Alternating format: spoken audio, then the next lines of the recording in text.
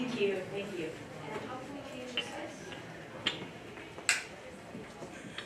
Alright, sounds good.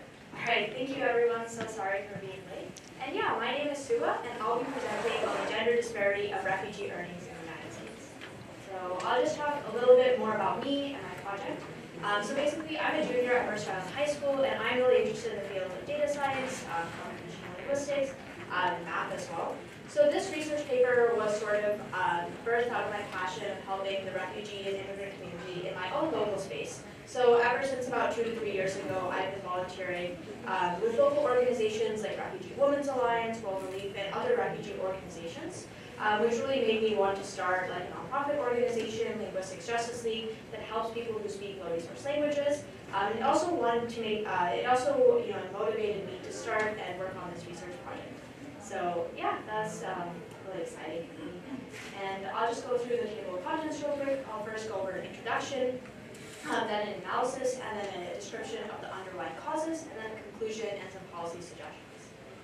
So starting out with the introduction, I'll first go over some contextual background and a data set explanation. So basically, there are around 32 million refugees around the world. So basically, around 82 million people, 32 million people are displaced in some ways, which means 1 in 95 people, over 1% of the world's population, is displaced. Now, this is actually a really large number for how little media attention that the refugee population even receives. So when we're looking at this on a graph, you can see the number of refugees and how they've been admitted over time in the United States. And we can see how this number is steadily decreasing over time. And there are less refugees each and every year that are able to be here in the United States. So, after looking at the background, I'll first start talking about the data. So the study I used was the annual study of refugees, the ASR 2018 data set. So this was primarily a really good data set for me because it had lots of data. It was a nationwide study, and it was also the only available study that met the requirements. So basically, this survey asked refugees all across the United States about many different things: their age, their gender, their marital status, and their pay. So basically, I was able to use the data in this study to help with my analysis and help with the work that I was doing. So moving on to the next slide, I'll go briefly over the analysis and how I analyzed the data. So one of the main findings from my paper was basically how gender determined the distribution of earnings. So as you can see, we have the male graph on the left here and the female graph on the right here. We can see clearly that the male graph seems more skewed to the right, while the female graph seems more skewed to the left. Additionally, we can see that there are far less outliers on the female graph than the male graph. So we can see that there are far less female refugees that are succeeding and really getting in that higher pay bracket.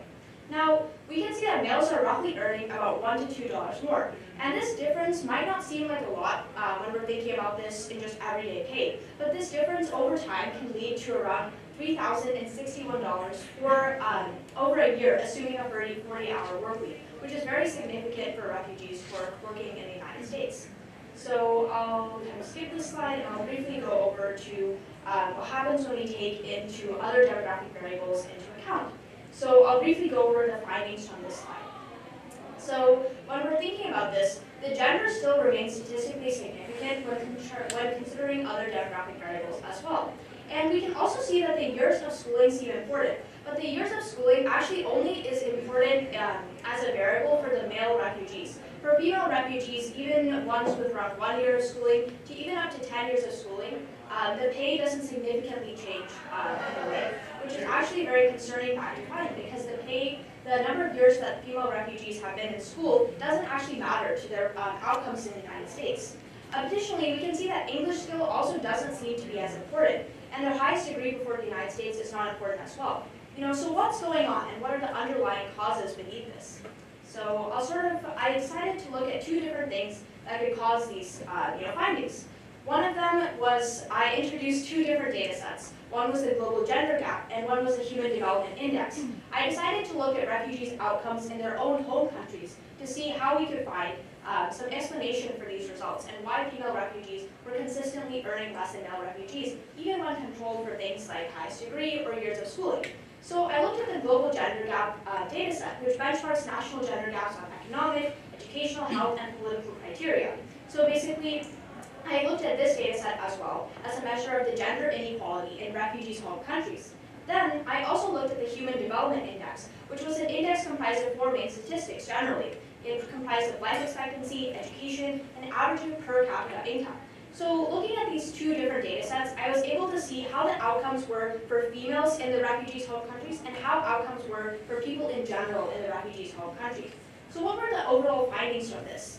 So looking at this, we saw that increases by the HDI by around 0.1 index per point benefited the males by 54 cents, but barely affects female salary. So why is this important and why does this matter?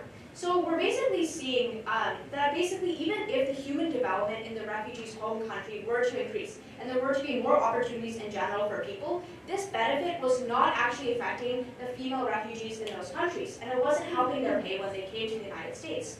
However, when we're looking at increases in the GGP variable, the global gender gap variable, which signifies that the gender gap is decreasing. This benefits males by 57 cents and benefits a female salary by $1.30, which is actually a result significant to the 1% level. So what does this mean? This basically means that decreasing the gender gap in refugees' home countries allows for an increase in wage for both male and female refugees. However, while increasing the overall human development index only benefits males.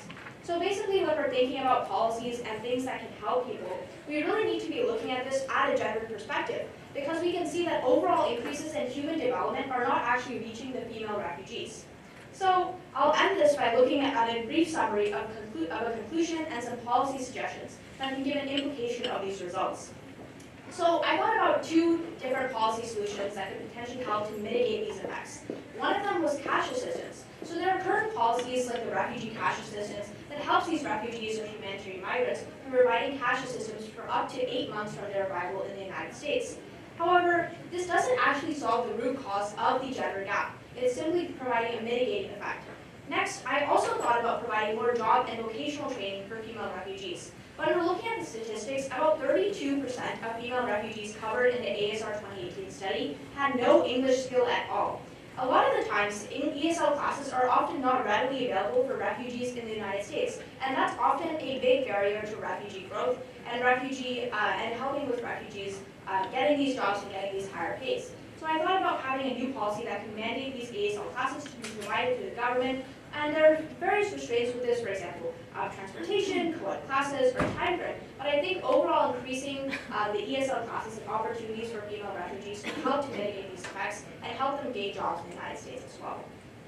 So overall, in conclusions, my analysis demonstrates that the female refugees face a gender gap in the United States. And this is also influenced by conditions in the refugees' home countries, such as the Human Development Index or gender inequality experience.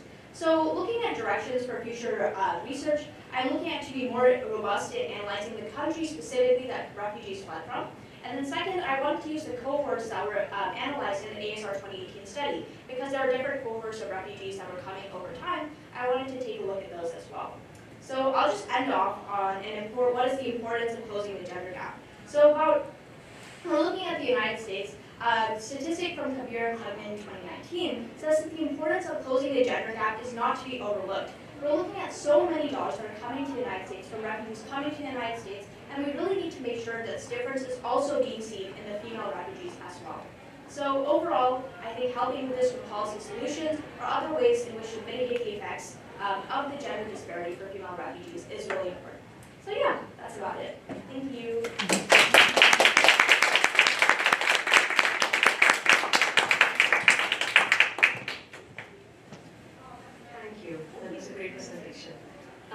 So we'll, I don't know if the audience, if you have any questions. Sure. Hi, thank you for the great subject. I was wondering if there is any research for the other minorities inside the women community, like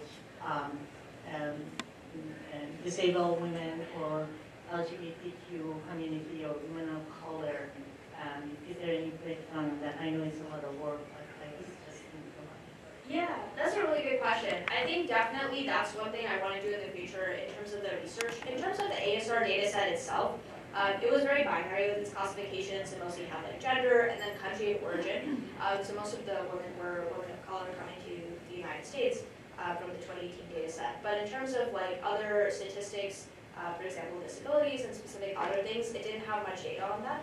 And the ASR was basically the data set with the most information. So I'm still looking around to find other data sets and other ways I can find data about more specific and granular level things.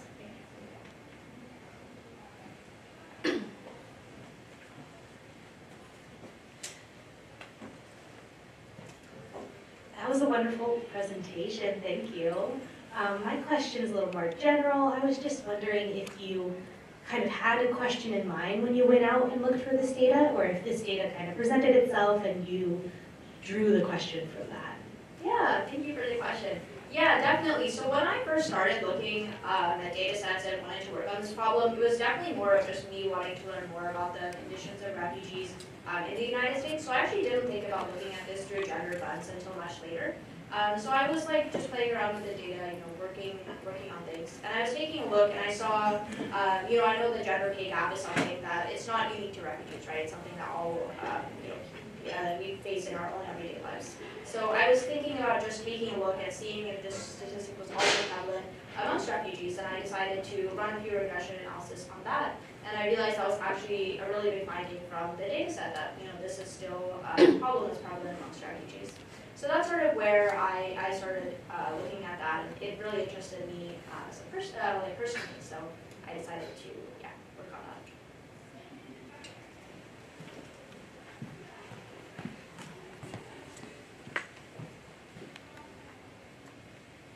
Thank you. Did your data set have any indication of these women had children responsibilities, care responsibilities? Because I would imagine that might impact the data. Yeah. As well. I think so. Out of the data set also indicated that's what I was talking about when looking at cohorts.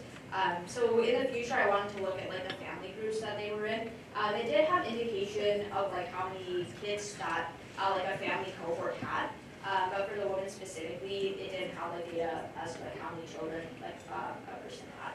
So I was looking at, I wanted to look at the cohorts and also take a look at that, because I know that can also definitely affect their capability to come to work and get the hire. All right, I think we have time for one more question. Yeah, thank you for the amazing presentation. I'm curious to hear what's your thoughts on correlation versus causation, right? Especially the solutions you propose, how can you be sure that those are actually the causes of the difference in the pay gap? And what was your analysis done? Yeah, for sure. And I think that's kind of what I looked at here, and I wasn't able to go through it in depth, but I basically controlled for a lot of the different things that might have affected the gender pay gap, for example, English skill, degrees, other sorts of training that were given, age, things like that. So I was able to control for a lot of the other variables, for example, and I wanted to see if that was still a cause, if that was a cause. So that's kind of what I did in terms of the regression tables in my paper as well. So I was able to see that it was still statistically significant even when controlling for these other variables. All right. So I guess that's it. Again, thank you so much, Shubha. We appreciate you speaking. Thank you so much.